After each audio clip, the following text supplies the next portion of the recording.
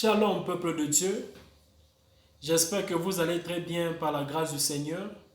Moi aussi, je vais bien par la grâce du Seigneur. Le Seigneur continue à nous faire du bien, alors nous le sommes reconnaissants pour tout cela. Il nous donne de quoi manger, de quoi boire, de quoi nous vêtir et nous donne un abri. C'est ce qui est de plus important. Nous le sommes infiniment reconnaissants. Alors, bien aimé, aujourd'hui, je viens encore pour une nouvelle leçon.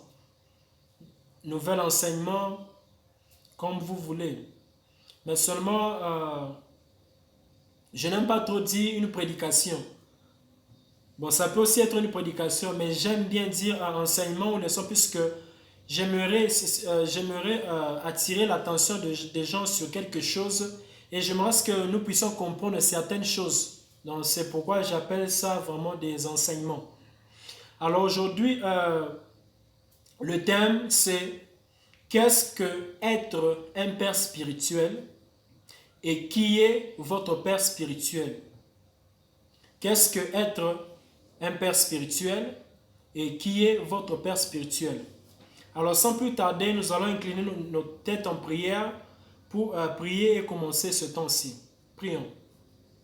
Père de grâce éternelle, Dieu créateur du ciel et de la terre, nous te remercions, nous te rendons grâce, mon Dieu, pour ce nouveau jour que tu nous accordes, Père de grâce, et pour cette opportunité que tu nous accordes, Père de grâce, de partager encore ta parole, mon Dieu, mon roi. Merci, Père de grâce, pour la série des enseignements que nous venons de recevoir récemment sur la correction des erreurs, Père de grâce. Merci de nous avoir fait comprendre les choses, Père de grâce éternelle Dieu.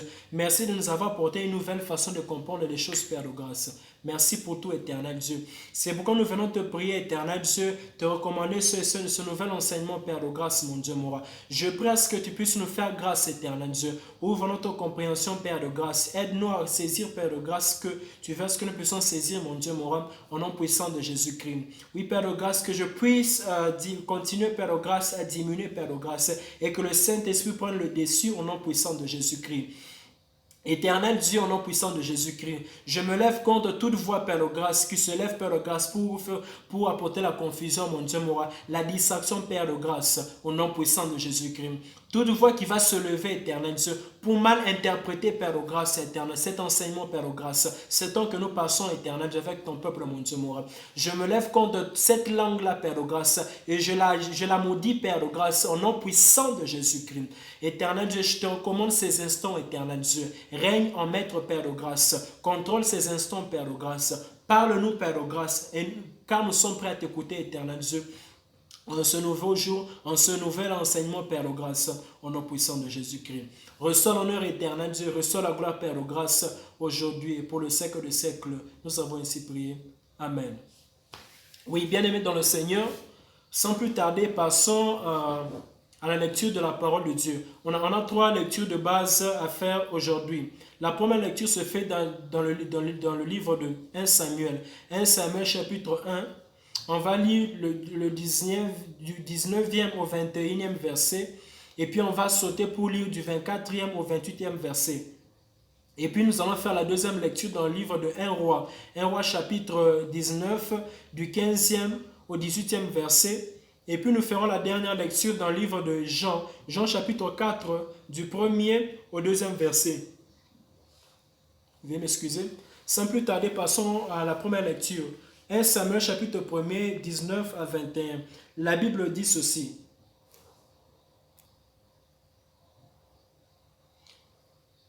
La Bible dit ceci. Ils se levèrent de bon matin et après avoir adoré l'Éternel, ils s'en retournèrent et revinrent dans leur maison à Rama. Elkana connut Anne, sa femme, et l'Éternel se souvint d'elle. Dans le cours de l'année, Anne devint enceinte et elle enfanta un fils, qu'elle nomma Samuel, car dit-elle, j'ai demandé à l'Éternel. Son mari Elkana monta ensuite avec toute sa maison pour offrir à l'Éternel le sacrifice annuel et pour accomplir son vœu.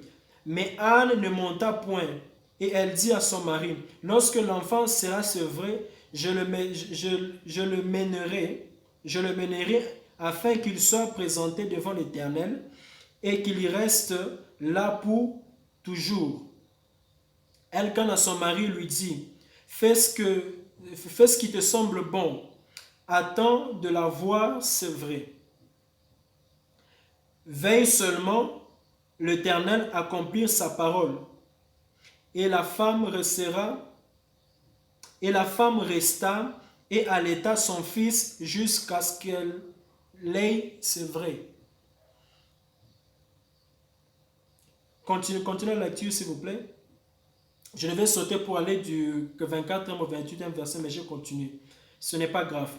Verset 24. Quand elle eut, c'est vrai, elle le fit monter avec elle et prit 3 taureaux, un épha de farine et une outre de vin. Elle le mena dans la maison de l'Éternel à Silo. L'enfant était encore tout jeune. Ils égorgèrent les taureaux et le conduisirent et ils conduisirent l'enfant à Élie. Anne dit, mon Seigneur, pardon. Aussi vrai que ton âme vit, mon Seigneur, je suis cette femme qui me tenait ici près de toi pour prier l'Éternel. C'était pour cet enfant que j'ai prié. Et l'Éternel a exaucé ma prière que je lui ai adressée. Il sera toute sa vie prêté à l'Éternel. Et ils se prosternèrent là devant l'Éternel. Faisons la deuxième lecture dans le livre de 1 roi. 1 roi chapitre 15. Chapitre 19, excusez-moi. 1 roi chapitre 19. 1 roi chapitre 19 du 15e au 18e verset. La Bible dit ceci. L'Éternel lui dit, va prendre ton chemin par le désert jusqu'à Damas. Et quand tu seras arrivé, tu oindras Hazaël pour roi sur Syrie, pour roi de Syrie. Tu oindras aussi Jéhu, fils de Nimshi, pour roi d'Israël. Et tu oindras Élisée, fils de Shaphat, d'Abel Méola, pour prophète à ta place. Et il arrivera que celui qui échappera à l'épée de Hazaël, Éhu le fera mourir. Et celui qui échappera à l'épée d'Éhu, Élisée le fera mourir. Mais je laisserai en Israël 7000 hommes, tous ceux qui n'ont point fléchi les genoux devant Baal et dont la bouche ne l'a point baisé. Dernière lecture dans le livre de Jean. Jean chapitre 4. Jean chapitre 4. Jean chapitre 4.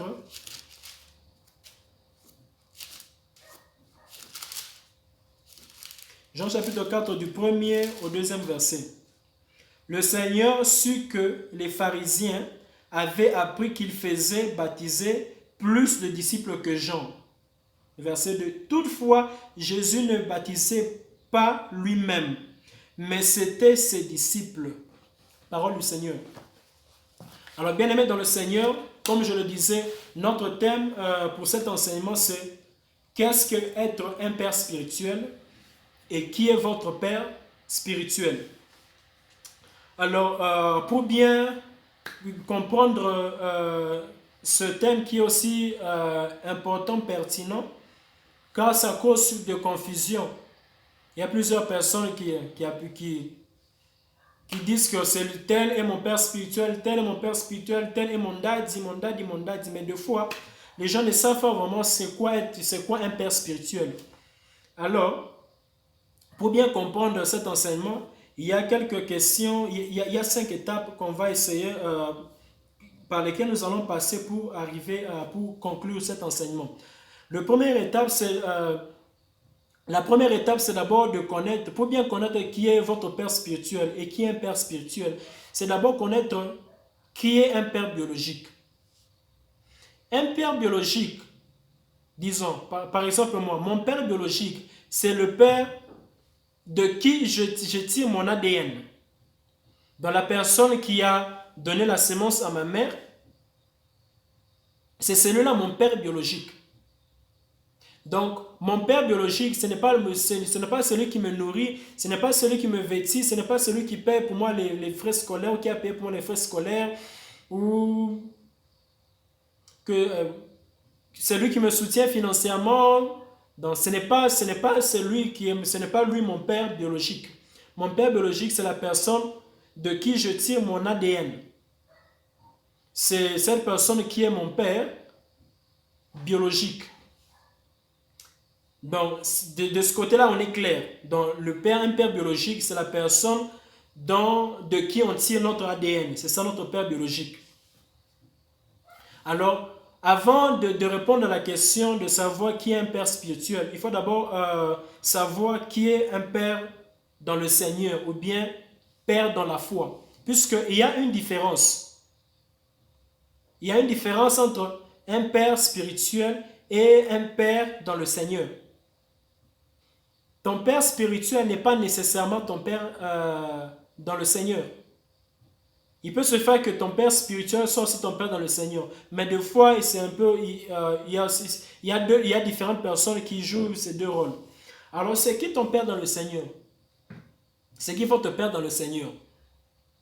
La personne qui vous a prêché l'évangile pour la première fois. Vous avez cru et vous vous êtes fait baptiser. C'est cette personne-là qui est votre père dans le Seigneur. Comme le père biologique, c'est celui qui vous a introduit dans le monde. Alors, votre père dans le Seigneur, c'est la personne qui vous a introduit à l'évangile. C'est cette personne qui est votre père dans le Seigneur. C'est pourquoi, dans l'ancien temps, il se faisait que lorsque les gens croyaient à l'évangile, directement, ils se faisaient baptiser. Donc, normalement, ton père dans le Seigneur, c'est celui qui te prêche l'évangile et qui te baptise. C'est pourquoi dans les temps anciens, dans le temps de Jésus-Christ, dans le temps des apôtres, c'est quelque chose qui se faisait directement. Tu reçois la parole, tu crois en elle, tu reçois Jésus-Christ et tu te fais baptiser. Mais c'est juste qu'avec dans notre temps, plusieurs choses ont changé, je ne sais pas pourquoi. Donc les gens sont plus concernés sur l'église locale que l'église universelle. Donc c'est plus la volonté des hommes que la volonté de Dieu. C'est plus la philosophie des hommes que la philosophie de Dieu. Donc c'est ce qui dérange un peu. Donc moi je pense que c'est ce qui attriste même le Saint-Esprit de foi. Dans les temps anciens, dans le temps de Jésus, que le temps des apôtres, la personne qui te prêche l'évangile, ok, tu reçois que directement vous avez cherché de l'eau quelque part là, une rivière, et on va te faire baptiser. C'est ça, dans la personne qui te prêche l'évangile et qui te baptise, c'est cette personne qui est ton père dans le Seigneur. Et comme il se fait qu'il y a certaines personnes, ils reçoivent l'évangile d'une personne et peut-être se fait baptiser par une autre personne. Donc, je peux dire que la personne qui a commencé, qui vous a introduit à l'évangile, peut être considérée comme votre père dans le Seigneur. Et la personne qui vous a aussi baptisé peut aussi être considérée comme votre père dans le Seigneur. Alors, je ne sais pas si le Seigneur ne va considérer que la personne qui vous a baptisé. Mais en soi, c'est ça la logique. La personne qui vous prêche l'évangile pour la première fois et que vous acceptez cet évangile, c'est cette personne qui est votre père dans le Seigneur. Donc, c'est cette personne qui vous a introduit à cet évangile-là. Et la personne également qui vous baptise contribue à cette œuvre-là. Donc, c'est cette personne également votre père dans le Seigneur. Donc, c'est ça la première des choses. C'est ça un père dans le Seigneur. Un père dans le Seigneur. Alors, maintenant, c'est quoi un père spirituel? C'est quoi un père spirituel? Ou bien, qui est ton père spirituel? Ou bien, qui est votre père spirituel? Votre père spirituel n'est rien d'autre que la personne qui a prié pour vous, ou bien la personne par le canal de laquelle vous avez reçu le baptême du Saint-Esprit. C'est cette personne qui est votre père spirituel. Par exemple, si je priais pour vous Et par ma prière, vous recevez le baptême du Saint-Esprit. Et vous recevez le Saint-Esprit. D'office, je suis le Père spirituel, puisque c'est moi qui vous ai introduit à recevoir le Saint-Esprit. Donc, Père spirituel. Donc, la personne par qui Dieu vous envoie le Saint-Esprit, cette personne est votre Père spirituel. Donc, c'est aussi simple que ça. Il y a des gens qui disent, ok, my daddy, mon papa, mon père spirituel, mon père spirituel. Mais des fois, les gens ne comprennent même pas c'est quoi être un père spirituel. Alors, des fois, les gens tombent dans le piège d'appeler le père spirituel celui qui n'est pas père spirituel. Et des fois, les gens choisissent les grandes églises, les personnes renommées, pour que ces personnes soient leur père spirituel. Or que le père spirituel n'est rien d'autre que la personne par le canal duquel vous avez reçu le baptême du Saint-Esprit. La personne par le canal duquel vous avez reçu le Saint-Esprit. C'est cette personne qui est votre père spirituel. Donc, par exemple, pour Jésus-Christ, Jésus-Christ s'est fait baptiser et le Saint-Esprit est descendu. Donc, Jean-Baptiste veuillez m'excuser. Donc, Jean-Baptiste peut être veuillez m'excuser. Donc, Jean-Baptiste peut être considéré comme le père spirituel de Jésus-Christ.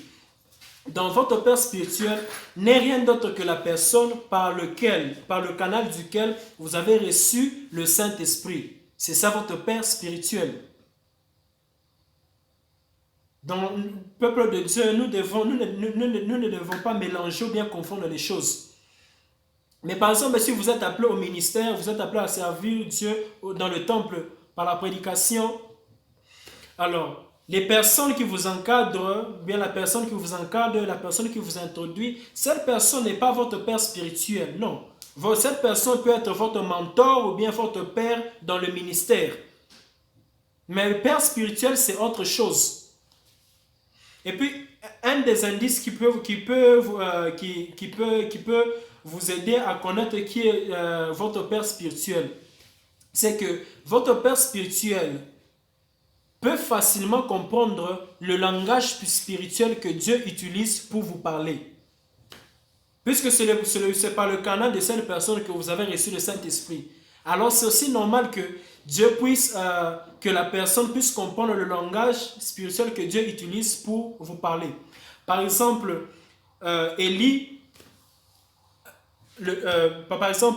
Samuel amené au temple. Dieu commence à appeler Samuel. Samuel va chez Élie. Et puis après quelques temps, Élie comprend que non, c'est Dieu qui parle à Samuel.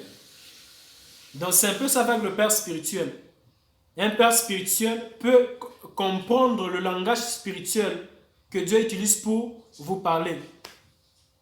Des fois, Dieu peut faire que la personne ne puisse pas comprendre, mais dans la plupart des temps, c'est quelque chose qui est logique. Votre père spirituel, c'est cette personne qui comprend aussi le langage spirituel que Dieu utilise pour vous parler. Puisque c'est cette personne par le canal de laquelle vous avez reçu le baptême du Saint-Esprit. Vous avez reçu le Saint-Esprit. Alors c'est normal que cette personne puisse comprendre le langage spirituel que Dieu utilise pour vous parler. Donc c'est un peu ça, bien-aimé. C'est un peu ça. Alors passons à la question suivante. Peut-on choisir un père spirituel? Pouvez-vous choisir votre père spirituel? Là, nous allons maintenant rentrer aux lectures que nous avons faites. Dans la première lecture que nous avons faite, dans le livre de 1 Samuel, chapitre 1, on voit Anne qui prend Samuel et l'amène dans le temple. Et Samuel, tout en étant jeune, il a vécu dans le temple, il a grandi dans le temple, et Dieu a commencé à se révéler à lui dans le temple. Déjà, par là, Samuel n'avait jamais choisi. Yes, bien aimé. Samuel n'avait pas choisi le temple où se trouvait Samuel. Il a été amené là-bas. Donc déjà, sur base de ça, on peut comprendre qu'on ne choisit pas un père spirituel. C'est Dieu qui choisit notre père spirituel.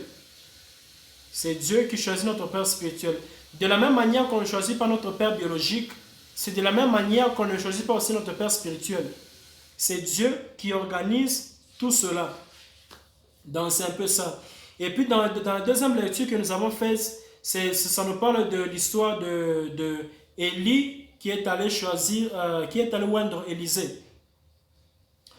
Ici, lorsqu'on essaie de se rappeler de cette histoire, ça s'est passé après ce qui s'est passé sur le mont Carmel. Après que Élie ait prié, que le feu est descendu sur le mont Carmel, brûler les holocaustes,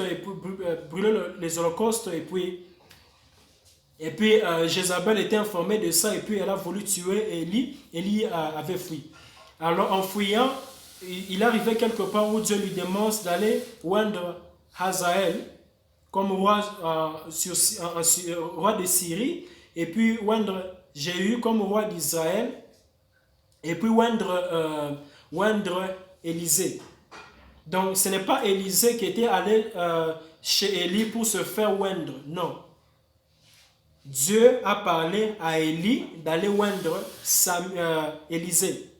Donc c'est ce qui se passe. Le père spirituel ne se choisit pas. C'est Dieu qui choisit qui est votre père spirituel. Et comme je disais, on peut avoir des mentors, on peut avoir des pères dans les ministères, on peut avoir ceci, cela. Mais quelqu'un comme un père spirituel, de foi, un père spirituel, ça ne se choisit pas. Donc vous pouvez être dans une église où vous pensez que la personne est votre père spirituel. En soi, la personne peut ou ne peut ne pas être votre père spirituel. Puisque le père spirituel, c'est Dieu qui le choisit. Vous ne choisissez pas votre père spirituel. C'est Dieu qui le choisit pour vous. C'est pourquoi même Jésus-Christ a dit à ses disciples, vous ne m'avez pas choisi, c'est moi qui vous ai choisi. Donc bien aimé, c'est ce qui se passe. Donc le Seigneur veut que nous puissions mettre fin à certaines confusions que nous avons dans l'église du Seigneur. Donc c'est ce que le Seigneur voulait que nous puissions comprendre. Donc, de la même manière qu'on ne choisit pas un père biologique, c'est de la même manière aussi qu'on ne choisit pas un père spirituel. Alors, le père dans la foi ou le père dans le Seigneur, c'est celui qui vous prêche l'évangile pour la première fois et vous fait baptiser. Donc, c'est celui-là qui est votre père dans le Seigneur. La personne qui prie pour vous, vous recevez le baptême du Saint-Esprit. Cette personne est votre père spirituel. Alors, les gens peut-être qui vous encadrent dans le ministère, ceux-là peuvent être considérés comme des mentors ou bien des pères dans le ministère. Mais un père dans le ministère n'est pas nécessairement un père spirituel. Donc, c'est un peu ça. Il peut se faire pour les uns que la même personne soit le père dans la foi, le père spirituel et le père dans le ministère. Mais pour les uns, c'est aussi différent. Il y a aussi plusieurs personnes qui jouent plusieurs rôles dépendamment de l'appel et du parcours que Dieu a tracé pour la personne. Donc, bien aimé dans le Seigneur, c'est un peu ça. Alors, je vais chuter en utilisant la dernière lecture que nous avons faite dans le livre de Jean pour essayer de nuancer quelque chose. Alors, ce qui se passe sur quoi? Puisque j'ai dit que le Père spirituel, c'est celui qui prie pour vous et vous recevez le baptême de l'Esprit. C'est lui votre Père spirituel. Alors, voici une nuance. Par exemple, vous êtes dans votre église et que votre pasteur invite un pasteur d'ailleurs et ce pasteur vient prier pour vous dans l'église et pendant qu'il prie, vous recevez le baptême du Saint-Esprit. Maintenant, dans ce cas-là, votre père spirituel, ce n'est pas celui qui a prié pour vous, mais c'est par contre la personne qui est invitée, c'est la personne, le pasteur de cette église. C'est lui votre père spirituel. Et pour bien comprendre cela, considérons ce qui s'est passé dans Jean 4, du 1er au 2e verset. La Bible dit ceci, les pharisiens ont constaté que Jésus-Christ baptisait beaucoup de disciples. Jésus-Christ faisait des disciples et baptisait beaucoup de disciples. Et dans le verset 2, il y a une nuance, on dit ceci, bien que ce n'est pas Jésus qui baptisait, mais c'était les disciples de Jésus-Christ. Donc, ce sont les disciples de Jésus-Christ qui baptisaient, mais ils baptisaient au nom de Jésus-Christ. Donc, c'est ce qu'ils faisaient, ils faisaient étendre de faire le travail de Jésus-Christ. Donc, c'est pourquoi cela est mis dans le compte de Jésus-Christ. Donc, par exemple, si votre pasteur m'invite dans votre église et que je prie et que vous recevez le baptême du Saint-Esprit, dans ce cas-là, votre père spirituel, c'est votre pasteur et non moi. Puisque le travail que j'aurai fait dans votre église ira dans le compte de votre pasteur. Donc c'est un peu ça la nuance. Donc des fois, tu peux être dans votre église et puis on invite quelqu'un de dehors qui vient prier pour vous et vous recevez le baptême du Saint-Esprit. Dans ce cas-là, la personne qui est venue prier pour vous, ce n'est pas cette personne qui est votre père spirituel. Votre père spirituel, c'est la personne qui est le responsable de l'église qui a invité le pasteur en question. Donc c'est un peu ça, notre Dieu est un Dieu ordonné. Donc c'est un peu ça, notre Dieu c'est vraiment un Dieu ordonné. Donc c'est pourquoi il m'a envoyé avec ce message. Je t'ai délivré afin que tu puisses délivrer les autres. Donc c'est un peu ça. Bien aimé dans le Seigneur, ce sont des choses qui sont vraiment simples. Ce sont des choses qui sont vraiment simples. Mais le fait de ne pas bien les présenter, c'est ce qui fait qu'il y a plusieurs confusions dans les tests des gens. Donc c'est un peu ça. C'est ce que le Seigneur voulait que nous puissions partager aujourd'hui. Je vais, comme je l'ai dit en passant, que, comme je l'ai dit, j'ai dit que votre père biologique, ce n'est pas celui qui vous nourrit, qui vous vêtit ou bien qui vous paye les études. Mais par contre, votre père biologique, c'est la personne de qui vous avez votre ADN. C'est ça votre père biologique. Alors, votre père dans la foi, c'est la personne qui vous introduit à l'évangile et qui vous baptise. C'est ça votre père dans la foi ou votre père dans le Seigneur. Alors, votre père spirituel, c'est la personne qui prie pour vous et vous recevez le baptême du Saint-Esprit. C'est cette personne qui est votre père spirituel. Et puis les autres qui vous encadrent peuvent être vos mentors ou bien vos pères dans le ministère. Donc, ce sont des choses qui sont un peu différentes. Père spirituel, Père dans le Seigneur, Père dans le ministère. Donc, ce sont des choses que nous devons savoir nuancer ces choses-là. Que le Seigneur vous bénisse. C'est tout pour aujourd'hui. J'espère que j'ai pu faire ma part. Alors, je vais prier pour clôturer ce temps. Père de grâce éternelle, Dieu, mon roi, créateur du ciel et de la terre, nous te remercions, Père de grâce, pour cet enseignement d'aujourd'hui, Père de grâce. Merci pour tout ce que tu nous accordes, Père de grâce, au nom puissant de Jésus-Christ. Merci, Père de grâce éternelle, Dieu. Aujourd'hui, Père de grâce, nous avons appris une nouvelle chose, Père de grâce. Merci pour la série des enseignements qui est passée, Père de grâce. La correction de certaines erreurs, Père de grâce. Et merci pour cet enseignement, mon Dieu, mon roi. Merci pour tout, Père de grâce. Merci, Père de grâce éternelle, Dieu, d'enlever toutes ces zones d'ombre, Père de grâce, qui avaient encore dans nos pensées, mon Dieu, mon roi, au nom puissant de Jésus-Christ. Que cette parole demeure dans nos cœurs éternels, Dieu, au nom puissant de Jésus-Christ. Reçois l'honneur, reçois la gloire, Père de grâce, aujourd'hui, et pour le siècle de siècle, nous avons ainsi prié. Amen. Peuple de Dieu, soyez bénis. Comme je le dis toujours, si vous avez des questions, mais des préoccupations, venez nous contacter soit par WhatsApp ou bien par email, utilisant les détails qui s'affichent au bas de vos écrans. Si vous pensez aussi soutenir cette œuvre, vous êtes les bienvenus. Contactez-nous utilisant les mêmes détails. Et Dieu va vous bénir. Alors, soyez bénis et que Dieu vous fasse grâce. Restez en paix. Shalom.